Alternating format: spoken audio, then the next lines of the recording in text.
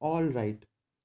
So suppose there are certain cases when you want to filter out for certain values, but when you click on a particular field, suppose I want to filter out for this customer name.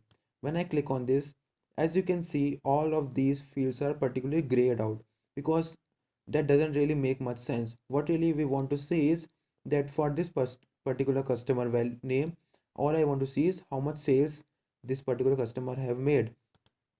So what I really want to do is I just want to make the interaction for this table between these particular card visual and gauge visual, but I don't want any kind of interaction of this particular table with this pie chart or this bar chart or this tree map.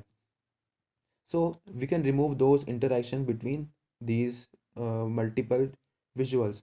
So to do that, first of all, you have to click on the particular visual from whom you have to remove interaction. So I'll click on the table, then I'll click on the, we have this different tabs up here: home, view, modeling, help, reformat.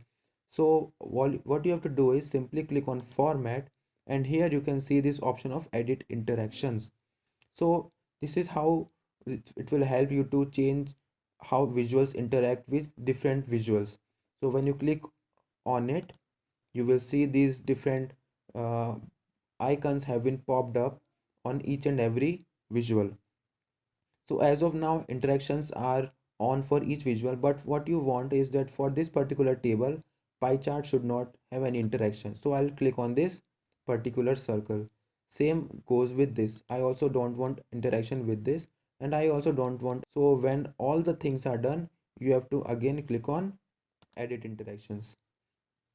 So once you will do that, and if you click on any of this, now you can see the value of sales have been changed, but these graphs haven't changed anything because we have removed the interactions from them.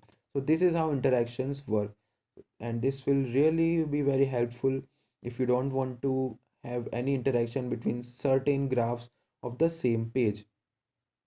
So we'll continue in our next lecture. As of now, thank you.